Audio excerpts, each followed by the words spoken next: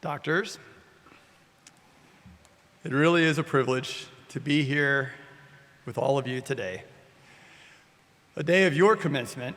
It is such a special day for all of you. You're surrounded by your classmates, your friends, advisors, and family. It takes a prodigious amount of effort to amass this level of education. This is a day that you will always remember. You are all clearly very talented, passionate, and motivated. But you probably didn't get here alone. Make sure that you take some time today to thank the people that you are here with. Thank yous are important. They let people know that you notice their efforts. And this degree is really as much about effort as anything. As an undergraduate student at Rensselaer Polytechnic Institute, I took classes in engineering, science, history, art, and literature. I fell in love with all of it. I think that's why I'm so fond of the Renaissance. For me, there's a lot of heroes from that time, and Leonardo da Vinci is definitely one of them, particularly for an engineer. I've seen dozens, actually 12, of the known surviving Da Vinci paintings. I stood in front of them and studied them for hours. I've really looked hard at these paintings. I don't find them inherently beautiful. They're full of details that he clearly draws from his own observations of the world. The backgrounds feature landscapes of unbelievable tortuosity, all created from his imagination, details that drift into a foggy obscurity near the margins. The babies and the children are frankly a wreck. But the eyes. Leonardo studied the eyes. I walk away from these encounters with his art thinking about Leonardo, the scientist and engineer, staring into the eyes of his models, trying desperately to capture the finest details. The details that reveal that there is thought behind these eyes. What is it that draws so many of us to his paintings, if not the beauty? I think that it's the effort. There's beauty in effort. His paintings are full of effort. There are no easy brushstrokes. Effort is beautiful. About 4 years ago, I tried to recreate one of Leonardo da Vinci's experiments, just one. A block of wood being dragged across a board. It took me a year to recreate that seemingly simple measurement. The key bit turned out to be handling the wood with dirty, dusty hands. It made sense, considering that his experiments were done in a busy workshop full of scientists, engineers, and artists. Of course, he did these experiments with his pupils, his advisees, all pitching in as they tried to find a universal model to friction. I like this notion of the Renaissance, the advisor and the advisee. In the Prado in Madrid, there hangs a second Mona Lisa, far less visited than Leonardo's, but arguably more true to the model. She had eyebrows. It was likely painted at the same time by one of his students, Francesco Melzi, working alongside Leonardo. What a great thing. Leonardo didn't simply give Francesco a finished painting to copy. It is clear that they painted this together.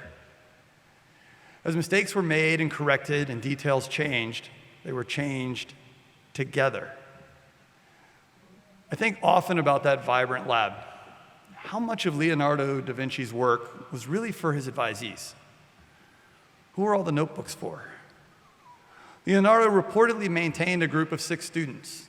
It was Francesco that kept Leonardo's notebooks, the advisee carrying the lessons forward, sharing the notebooks and teachings of Leonardo with his own students. We might never know the breadth of Leonardo's work, his methods and experiments, his work in mechanics and medicine, and all of the imaginative, beautiful, creative engineering designs, if not for Francesco. Many of you are seated next to your advisor, who later this evening will hood you. The doctorate degree has certainly evolved over the past 1,000 years, but the concept of an advisor has been there from the beginning. The origin of the word doctor is from Latin, to teach. We are counting on all of you to carry knowledge forward, to be your advisors, Francescos. About 5 years ago, I was diagnosed with late-stage metastatic cancer. I remember the morning that I realized something really wasn't quite right. I biked into my general physician, scheduled an ultrasound, and 24 hours later, I knew. That week, I did all the scans, my first of 5 surgeries, and while I was asleep in recovery, the doctor told my wife the diagnosis. It was an aggressive cancer. She promptly called my parents, a call that I am so glad I didn't have to make. The cancer was in my spine, the T12 vertebrae, and some lymph nodes under my left arm. I had to face the new reality that I was a cancer patient and that the cancer was spreading. That evening, far worse, I had to tell my sons, William and Charles, about the diagnosis. They were 12 and 7 at the time. It was the worst thing that I've ever had to tell anyone. I felt sick, truly sick. The next day, I got in early to my lab here. I turned on the lights, I opened the door, and I cried. I was looking at my own busy, vibrant space. A beautiful space full of the best instrumentation in the world, most of it built by my students, like you. A young team of brilliant engineers and scientists. All of it was designed to study surfaces, engineering surfaces. I saw no tools to help with cancer, none. Alone in the lab, I remember leaning against a gigantic stainless steel instrument. I'm not exactly sure why I cried, but I remember at the time thinking about all of my own students and how on earth was I going to tell them that I probably wouldn't be here for their graduations. I remember thinking, how am I going to do this? What am I going to do?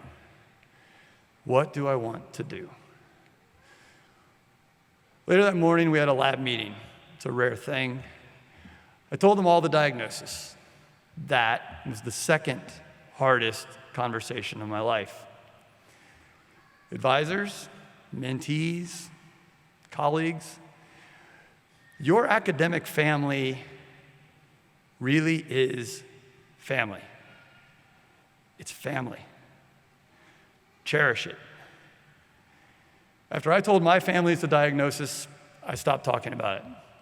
I delegated the task to others. That was it. I traveled to the best cancer center in the country where I met my new oncologist. Upon the very first meeting, he said, well, the 5-year survival is in the toilet. What do you want to do?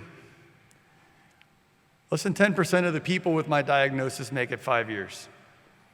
I couldn't believe this story was the beginning of my cancer story. What do I want to do? Work. I wanted to work. I wanted to work on cancer. I wanted to solve a problem. I drove back to a friend's house that night, and I got to work. So much to do. But first, I had a project to finish, a report to write, and a lifetime of lessons to teach 2 young boys. A diagnosis like this changes your perspective quickly. What I realized is that we're not really living for ourselves. We're living for others. We're living for what we leave behind, the families, the notebooks. I remember my first prayer as a cancer patient. God, let me stay here as long as the boys need me. Simple. Everything takes on a new urgency. Sons, There are 4 knots that you need to master. Lesson 1, the bowline. Everything has a new importance. I can't imagine what it's like for them growing up with this urgency. That night, when everyone was asleep, I downloaded my first scientific paper on cancer. I couldn't read it. The terminology was like Dr. Seuss. See, mix, mad, junk went frizzled. It's a Gene joke. I've never felt dumber in my life. Seriously. I kept digging through these papers, trying to make notes, trying to make sense of things, trying to understand where the problems were. Where does cancer need an engineer? Personally, I chose a path that kept as many options open as possible. Sparing no effort, 5 surgeries, 2 rounds of intense radiation, I slowly realized that immunotherapy was my only real chance. Later that year, I was patient 1 on a combination checkpoint inhibitor trial. I have no doubt that I am here with you today because of that trial. I'm lucky. I'm fortunate. In reading cancer papers, it became clear to me that my own training and experiences brought a different perspective to the cancer problem. As engineers, we work with complex systems, but we like to break them down, test individual components, sub-assemblies, manage the complexity systematically, piecewise. We look for connections at interfaces between the components. I suspected that biology must do something similar. I just couldn't see any obvious way to help with cancer. But I kept looking and trying to find the gaps. Your degree is about researching problems and getting things down to the fundamentals.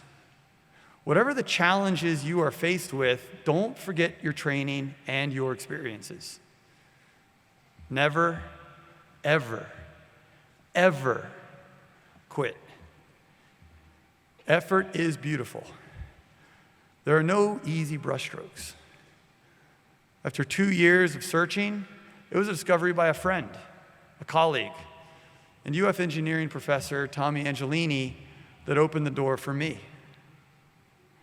In talking with the physicians and clinicians, I had learned that what they needed most to make progress against rare and aggressive cancers was access to precise tumors that included immune cells and 3D assays, controlled microenvironments, high-resolution imaging, and a control of drug delivery.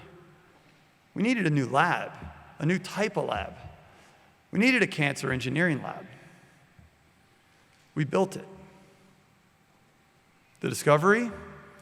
Tumor bioprinting. Today, we can manufacture thousands of tumors, all human biology, all in the lab.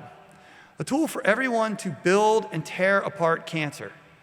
Figure out what makes cancer cancer. Find its weaknesses and stop it. Today, 5 years after my diagnosis, I'm still here. I'm still working. I once again have a laboratory full of wonderful instrumentation. A beautiful laboratory full of equipment hand-built by the students here. A young team of scientists and engineers, all dedicated to cancer research. I have funding from the pharmaceutical industry and the National Institutes of Health to fabricate tumors and study the mechanisms of action of the very drugs that saved my life. I'm fortunate to be a part of a wonderful group of dedicated medical researchers, engineers, scientists, and doctors all working together, all working on cancer. I am very fortunate. We are all very fortunate. Cancer survivors make promises, and we work to keep them. I like that. I wish I did more of that before cancer. I live 6 months at a time. I can tell you that it is truly exhausting. It's taken me years to come to peace with this. I plan optimistically, but I live urgently. Working on a cure is a long horizon problem. Maybe like Leonardo's landscapes, tortuous, foggy, and uncertain. I try to bring continuous and persistent effort to the problem, urgency, optimism. I look for colleagues that can do the same, unrelenting focus and effort. Breakthroughs almost always have elements of chance, opportunity, and ability, certainly. But there is almost always a family, a team, and a mountain of hard work behind these discoveries. Be kind with your families. It's your job to be the bridge. These relationships are complex, and it will take a lot of effort to maintain them over a lifetime. Try to be generous with your time, but remember, things happen quickly. It's worth taking time to tell people what they mean to you when you have a chance. We all fight for time and a chance. Whatever you're faced with, whatever you do, never, ever, ever quit. Regardless of the challenge, you will absolutely find your way through it. You're doctors. Have a good day.